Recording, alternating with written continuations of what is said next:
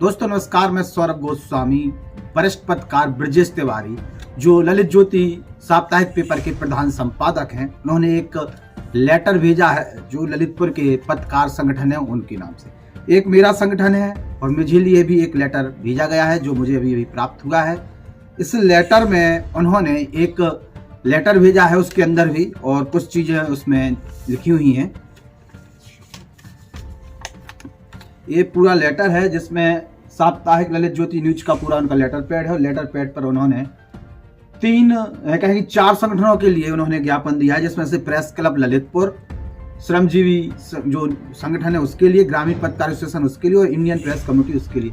इन चार संगठनों के लिए ब्रजेश तिवारी ने एक लेटर लिखा है और गुहार लगाई है। गुहार किस चीज की लगाई है कि ये जो लेटर है जिसमें कुछ चीजें ऐसी लिखी हैं जो पत्रकारिता को कलंकित करती हैं और उसको लेके अभी तक किसी प्रकार की कोई जांच नहीं हुई है। जैसे ये लेटर वायरल हुआ था उसके बाद कुछ लोगों पर मुकदमा दर्ज कराया गया है इस लेटर को लेकर आपत्ति जताते हुए, लेकिन इस लेटर की अभी तक जांच नहीं हुई है और खास तौर से इस लेटर की जांच ना होने के कारण ब्रजेश तिवारी ने तमाम सवाल खड़े किए हैं। उन्होंने स्पष्ट कहा है कि जो लेटर सोशल मीडिया पर वायरल हो रहा है पत्रकारिता को कलंकित करता है, पत्रकारिता की हत्या करता है, गणेश शंकर विद्यार्थी जी की जो शहादत है उसको बदनाम करता है और जो संगठन है उनके द्वारा अभी तक इस लेटर को लेकर कोई आवाज नहीं उठाई गई है, ना ही इसकी जांच के लिए कोई आवाज उठाई गई है। इसलिए उन्होंने यह पूरा लेटर कहीं की रजिस्ट्री के माध्यम से संगठनों के पास भेजा है कि आप इस लेटर के पर जो भी है उस पर ज्ञापन दें और इसकी जांच कराएं, क्योंकि जांच होगी तभी पता चलेगा ये लेटर सही है कि गलत है।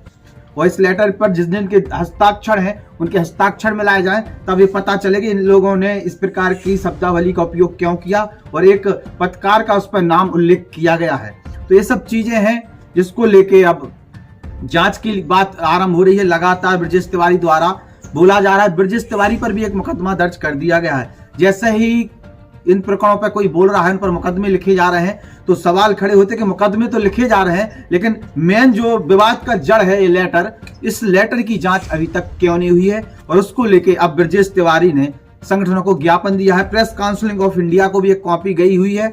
इसके साथ साथ और भी जो बड़े अधिकारी हैं उनके लिए भी इन्होंने कॉपी भेजी है और स्थानीय संगठनों से भी आवाज उठाने की बात कही है। उन्होंने कहा है कि प्रेस क्लब खास तौर पर आवाज उठाए, क्योंकि प्रेस क्लब के वो भी सदस्य हैं और ब्रजेश तिवारी भी सदस्य हैं और जिन पर मुकदमे लिखे गए हैं अधिकांश वो भी सदस्य हैं। ऐसे में प्रेस क्लब की विशेष जिम्मेदारी बनती है और लेटर अब सबके सामने पहुंचने लगे। हमारे पास तो अभी आया है, हमने उसको भी रिसीव करने के बाद जब पढ़ा तो हमने उसको सोचा कि आप लोगों के बीच में इसको लेके आना चाहिए। उनके साथ साथ उन्होंने एक वीडियो और डाली थी, उस वीडियो में उन्होंने ये कहा है कि इस लेटर को लेके माननीय हाई कोर्ट के पास जाएंगे और हाई कोर्ट के डायरेक्शन में अगर जब यहां से कुछ नहीं हुआ तो वो जांच करवाएंगे। तो ऐसे में दोस्तों देखने वाली बात होगी कि पत्रकारिता के जो संगठन है चार, ये क्या ज्ञापन देते हैं इस लेटर की जांच कराने को लेकर और अभी तक इस लेटर पर चर्चा क्यों नहीं की गई। आखिरकार इस लेटर को लेकर अभी तक सब लोग खामोश क्यों थे, ये भी सवाल खड़े हो रहे हैं। खैर ब्रजेश तिवारी ने देर में ही सही आवाज उठाई है और उस आवाज का कहीं ना कहीं असर होता हुआ भी दिखेगा।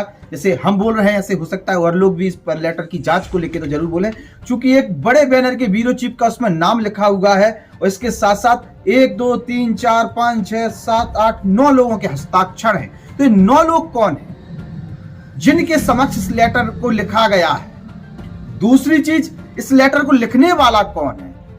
आखिरकार जिस प्रकार की उसमें शब्दावली लिखी है उस शब्दावली में पत्रकार और प्रशासन की भी चर्चा की गई है। तो ऐसे में जो मतलब लेटर में जो भाषा है वो पत्रकारिता को कलंकित करती है, इसलिए इसकी जांच होनी चाहिए और जांच को लेके माननीय हाई कोर्ट में भी इस प्रकरण को उठाने की बात खुद ब्रजेश तिवारी ने वीडियो के माध्यम से कही है। देखते हैं क्या होता है। वैसे जो पत्रकार है क्या इस लेटर की जांच होनी चाहिए, कमेंट बॉक्स में जरूर लिखें, क्योंकि पत्रकारिता कलंकित हो रही है और पत्रकारिता करना इतना आसान नहीं है। अगर आप कलम के धनी हैं और आपको जनता के मुद्दों पर लिखना और बोलना आता है तो आपको रोकने वाले भी बहुत लोग खड़े हो जाते हैं और ऐसे में आपको फिर अपनी हक की लड़ाई लड़ने के लिए बाबा साहब के संविधान के साथ चलना पड़ता है और जो बाबा साहब के संविधान को मानता है वही सच्ची पत्रकारिता कर सकता है, क्योंकि यह देश संविधान से चलता है और संविधान का उल्लंघन करने वालों पर कानूनी कार्रवाई भी होती है। तो अब देखते हैं क्या होता है। लेकिन ब्रजेश तिवारी ने इस लेटर को भेजकर कहीं ना कहीं फिर से माहौल गर्म करने का प्रयास तो किया ही है और प्रेस काउंसिल ऑफ इंडिया के पास भी इस लेटर को भेजा गया है। देखते हैं सबसे बड़ी संस्था क्या करती है, स्थानीय जो प्रेस क्लब है वो क्या करता है, और भी जो संगठन है वो क्या करते हैं, उनके अध्यक्षों का क्या कहना है, यह भी देखने वाली बात होगी। लेकिन अपने विचार अगर कुछ भी हैं ललितपुर से जुड़ी हुई पत्रकारिता को लेकर तो कमेंट बॉक्स में जरूर लिखें। नमस्कार। हमारे YouTube channel the Bundelkhand post को सब्सक्राइब करें।